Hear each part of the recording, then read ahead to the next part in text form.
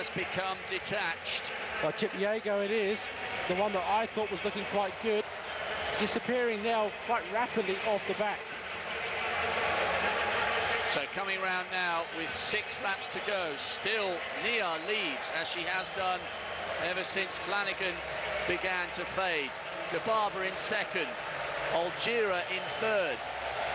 And still near metronomic pace, 3:06.08 to 7 kilometres, that last kilometre. Well, slowly but surely she is doing the job, isn't she? They're starting to now feeling that all this metronomic pace is starting to affect the legs.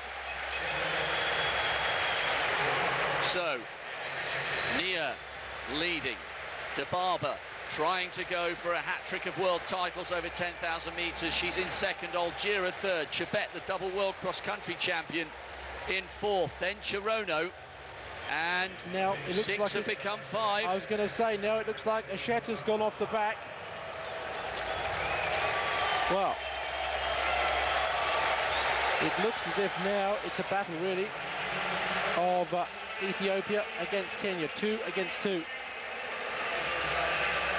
We'll join the celebrations for Sandra Perkovic, the Croatian, who's taken the discus title, following in the footsteps of Blanka Vlasic, as a gold medal for the nation, the Mediterranean area, Croatia.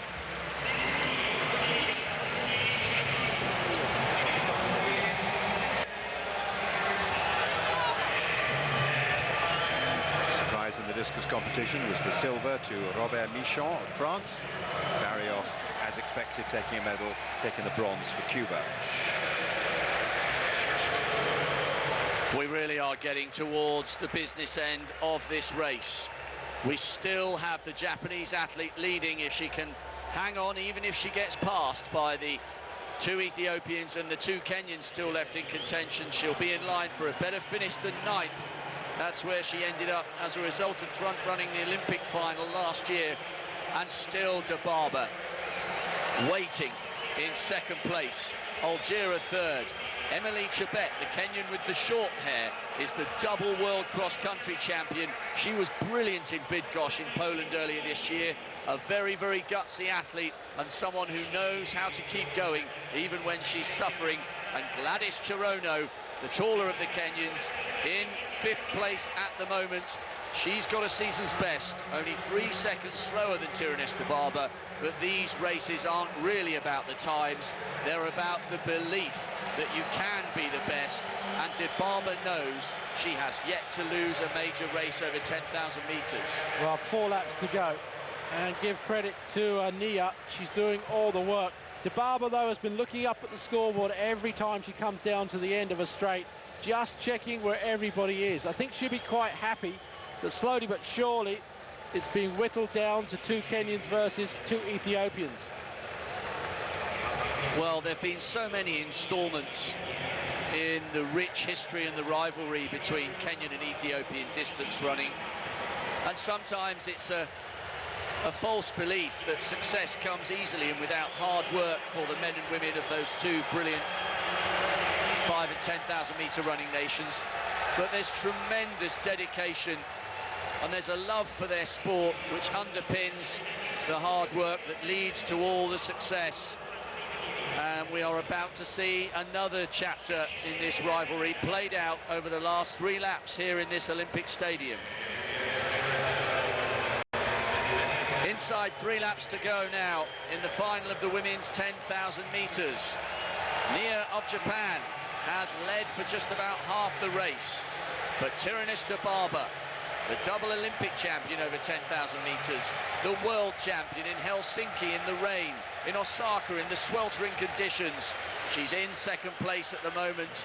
She's tracked every leader and she's looking relaxed and comfortable. Her compatriot Algira is in 3rd place, but we have 2 really classy Kenyans in this.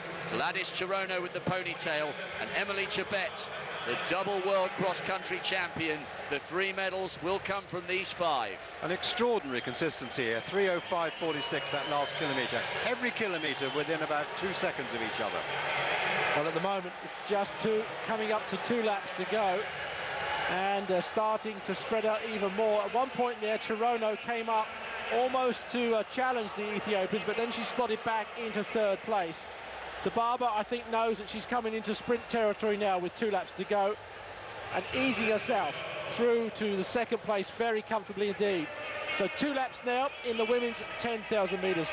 Would you back against this woman in second place to take another gold medal? I don't think I would. She's looking very, very comfortable indeed. Dibaba just coasting through in second. Just behind her teammate, Olajar. Then Chirono, the Kenyan, looking good so far, and behind her teammate, Chebet. Just around about 600 metres to go now. Tirinish Dibaba in second place. Algira is just holding off Chirono and Chebet at the moment. They're all tracking the Japanese athlete. She's run a very, very brave race. Can she do something to stay in the hunt? But Dibaba's looking round. She's got this so under control in her body language. She's watching the big screen. She's waiting to see who's behind her. And now she's about to make her break.